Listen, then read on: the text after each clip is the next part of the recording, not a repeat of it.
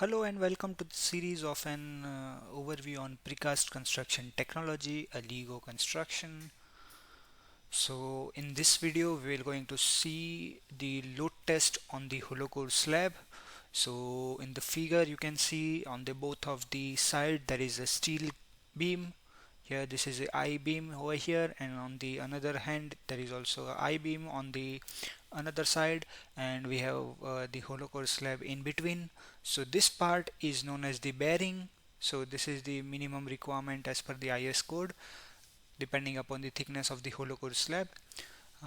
So in the previous video, or we can say in the series of this video, we have already seen the hollow core slab video, in which we have discussed how the hollow core slab are produced, its structural specifications, its design parameters, and how the hollow core slab are manufacturing using extruder machine, as well as we have already seen the application as well as the erection of the hollow core slab and how it is connected structurally. So if you haven't watched this video on the hollow core slab, so you should I recommend that you should must watch this video on YouTube, that is available in the series of the whole precast overview. So you will find this hollow core slab presentation, or maybe video. You can find the video there, so you can go through this video first. So coming back onto this video, so in this video we will going to discuss about the load test that will be performed on the hollow core slab. So in for this we will we will use the IS 15916 2020, which is the code for building design and erection using prefabricated concrete, that is the code of practice. So we will see how load test is done on hollow core slab as per IS 15916 2020. So if we check the clause number 10 of IS 15916 2020, that says test for components or structures. So in that clause, if we go to clause number 10.2, that says test for components and structure, so it says that the component should be loaded for 24 hours at its full span with a total load that will be including its self weight of 1.25 times the sum of the dead and imposed load used in design. At the end of this time, it should not show any sign of weakness or faulty construction or excessive deflection. Okay, and its recovery after 1 hour after removal of the test load should not be less than 85% of the maximum deflection that is recorded during the test. So it should not show any visible cracks up to working load. So what this clause says is like, so we have to load the slab that is that will be as per the design. So we will load the hollow core slab for 24 hours for its at its full span. That will be that load will also include the self weight of the slab, and it will be 1.25 times the dead load and imposed load that is considered during the design. And while performing this test, it should not be any visible cracks or any faulty construction or any weakness that should be found during this test performance, as well as there should not be excessive deflection in while the performance. So, and it also says that the recovery after the removal of the load, or we can say the recovery at 1 hour after the removal of the test load, should not be less than 85% of the maximum deflection that is recorded during the test. So here you can see this, I have made the formula which says the total tester load is equals to 1.25 times the self weight plus superimposed dead load plus live load minus self weight of the slab. So that value will be the total test load in kilonewton per meter square. So there are if we talk about the load test, so there are two kinds of load test that is done on the hollow core slab. So first is the without topping, and second is hollow core slab with topping. So if we talk about without topping, which means it will be the only the hollow core and there will not be the screeding part on the top of the hollow core slab. Whereas on the if we talk about the top top or we can say topped hollow core slab, so in that case there will be hollow core slab, and above that we have considered we have casted the part of the concrete that is known as screed. So let us say we are taking a case number one in which it is a purely hollow core slab in which we have not done any screed on the top of it. So that case will be in case of untopped hollow core slab. So untopped means there is no screed on the top of the hollow core slab. So in case of untopped hollow core slab, we have to consider some reduction factor that has to be considered. So it says that the test load has to be reduced by the untopped load, that is known as the reduction factor. So here we have considered the reduction factor as the thickness of the hollow core slab minus distance between the top of the slab and the center of the strand wire, that will be divided by the thickness of the hollow core slab plus the thickness of the screed. So that is the total thickness, that will be the overall depth of the slab minus distance between the top of the strand to the center of the strand wire. So now we'll see the detail of the reduction factor here. So here it shows reduction factor, or we can say demand versus section capacity for the particular hollow core slab. On the bottom figure you can see we have untopped hollow core slab, and here we have topped hollow core slab, in which, as we discussed, that in the topped hollow core slab we consider the thickness of the concrete, in which we have considered 75 mm, and in untopped you can see there is no thickness or no concrete of screed concrete has been considered. So in case of untopped hollow core slab we have to consider the reduction factor, that is very much important. So here we have already seen the reduction factor of the hollow core slab. So let us understand it with the one of the example. Let us say we have the slab thickness or slab size of 10.650 meter span and 1.2 meter width, and we have the thickness of hollow core slab 255 mm, 250 mm thick hollow core slab, and the screed we have considered it as 75 mm topping. We have the density of the concrete 25 kilonewton per meter square, and the self weight of the slab is 2.8 kilonewton per meter square. We have superimposed dead load, that is 2.5 kilonewton per meter square, and live load we have 5 kilonewton per meter square. So the total test load will be 1.25 times the self weight of plus the superimposed dead load plus live load minus self weight of the slab. So here you can see we have calculated the total test load, that is around 10.075 kilonewton per meter square. So this has to be this is for the total test load, but we are going with the untopped hollow core slab, so we have to consider the reduction factor. So we will use this formula for that, this reduction factor formula, in which it says that the thickness of hollow core slab, so in our case the thickness of hollow core slab is 250 mm, and minus the distance between the bottom of the slab to the center of the strand wire. So that is from the center of the strand wire to the bottom of the slab, we have to consider that distance. So that distance we have 42 mm. So we have taken 250 minus 42 divided by the thickness of the hollow core slab plus thickness of the screed minus distance between the bottom of the hollow core slab. So that will be 250 mm plus 75 mm minus 42 mm. So we have the reduction factor as 0.73. So this reduction factor will be multiplied with the total test load, so it will give us the total factor load that will be applied on the hollow core slab. So here we have total factor load, that is 10.075 kilonewton per meter square. That is the total test load that we have calculated here, and into the area of the slab. So we'll consider area as the span into or multiply by width of the slab.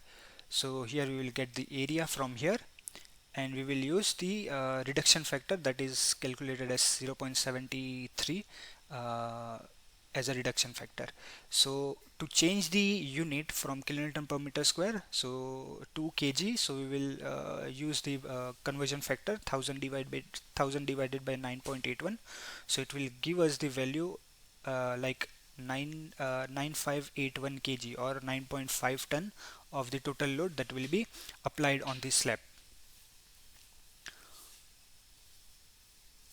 So this is the assembly setup that has to be considered. So here you can see this is the bearing of the hollow core slab that is provided, which is as per the actual site conditions. And here we have the 250 mm thick hollow core slab, here you can see, and this is the bearing part on which the hollow core slab will be rest on both of the ends depending upon the minimum bearing requirement as per the IS standards. And so the first step says that mark and set the concrete block on the both side with required bearing and rest the precast hollow core slab.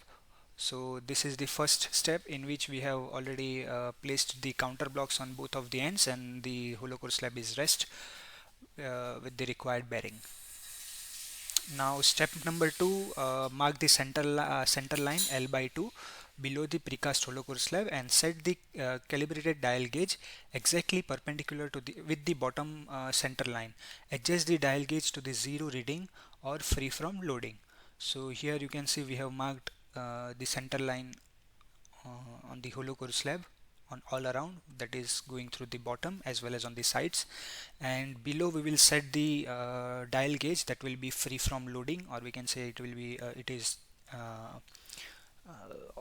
set on the 0 marking. So for the factor of safety we have considered total three dial gauge that is connected, that is placed on the center of the hollow core slab, that is L by 2. So this is dial gauge number 1, dial gauge 2 and dial gauge 3. So all the dial gauge are set on the 00 readings, or we can say that is free from the loading. So as soon as the load will be applied, this dial gauge will start showing us the reading. And then the step number 3 is that measure and note the camber before the application of the slab.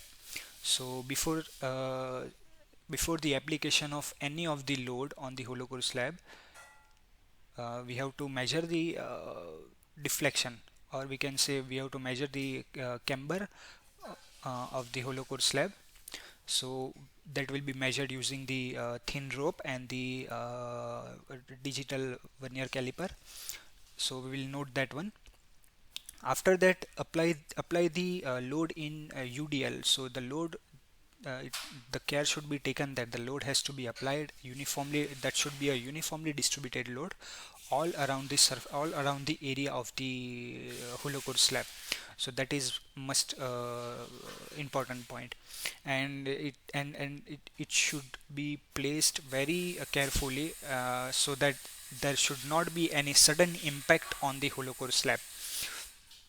So now step number 5, we have to note down the deflection after 24 hours under the application of the load, and then we have to remove the loads slowly without any jerk or any impact on the slab.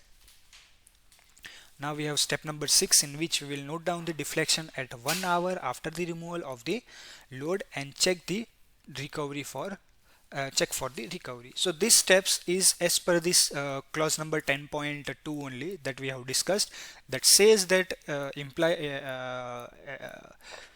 apply the load for 24 hours, applied load should be kept for 24 hours, and after completion of 24 hours we'll note down the reading.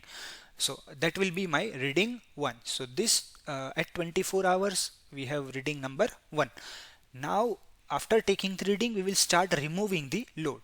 So we will start removing the load, and after removing the load we will wait for 1 hour, in which it will get its recovery. It will start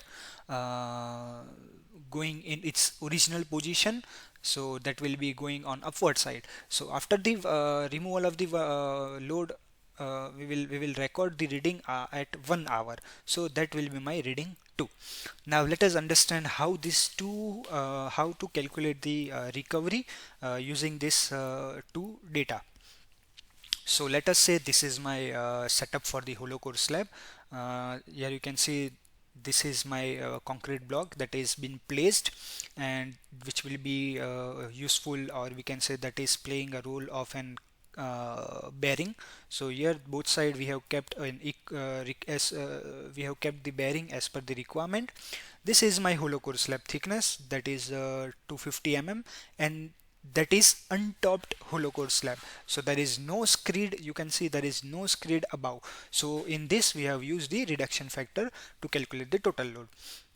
As well as here you can see this all are the concrete blocks that is used to conduct the load test, which is, you can see, that is uniformly distributed throughout the length and width of the hollow core slab. Instead of this concrete block, you can also use these sand bags to load this slab, but for the precision as well as to avoid any damages, or to perform this test smoothly, it is better to go with the blocks in which there will be a less chance of getting disturbance in the reading. And in the bottom you can see on here you can see this is the dial gauge, where we have set the dial gauge at L/2. So this is the L/2 distance. This is L/2 distance that is created, and we have placed the dial gauge in that. So let us see the recovery. So how the recovery is calculated? So recovery is equals to initial deflection minus final deflection divided by initial deflection into 100. So what is my initial deflection? So initial deflection is the deflection that we have measured at 24 hours after the application of the load, and final deflection is the reading that we have taken at 1 hour after the removal of the load, divided by initial deflection, that is the deflection that is been recorded at 24 hours after application of the load, into 100. So this will give you the percentage, that is the recovery percent. So again, if we go through the IS clause number 10.2, that says the component should be loaded for 24 hours at its full span with a total load including its own self weight and 1.25 times the sum of the dead and imposed load used in design. At the end of this time, it should not show any sign of weakness, faulty construction, or excessive deflection. Its recovery 1 hour after removal of the test load should not be less than 85%. So this is the main criteria. So if, let us say, we have got 80% recovery, so that is less than 85%. So which means this load test has been passed, and that is okay. So if this condition applies, then the load test is successfully completed. So this is all about the load test, how it is performed, and what are the IS clause. So the main thing is the recovery. So the formula for recovery is initial deflection minus final deflection divided by initial deflection into 100. That will be in the percentage, and that percentage should be less than, or should not be more than 85%. So let us discuss some of the safety precautions. So safety points to be considered while performing the hollow core slab. So here you can see this is the setup for the hollow core slab that is loaded with the uh, concrete blocks. So what point number one, that is the load in form of soil bag or concrete block shall be placed over the slab without any impact. Avoid dropping from height or impact on slab.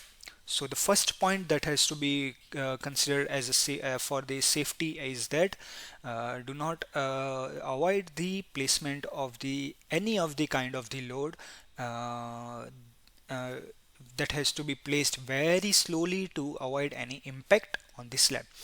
Point number two, that is people movement below the loaded slab shall be avoided at all time.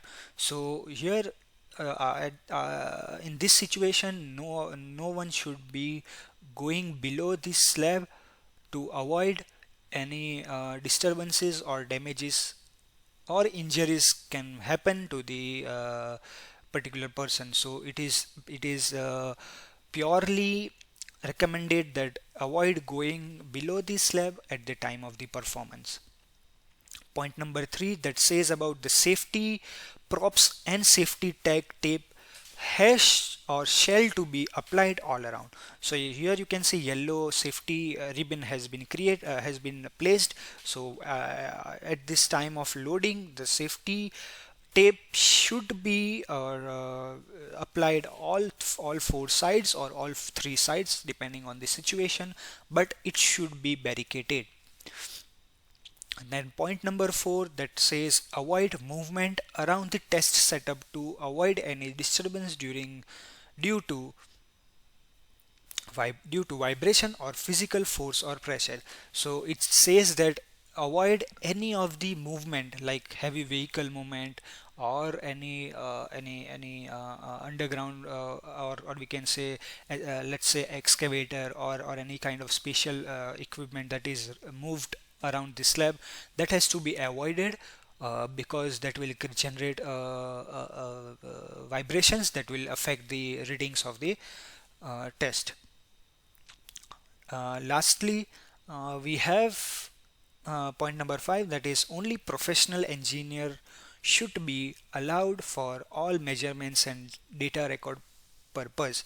So it is also recommended that only the professional engineers should be involved in the performance of the hollow core slab, in which there is a document preparation and note down of readings and preparing the setup. So that should be done by the professional engineer only.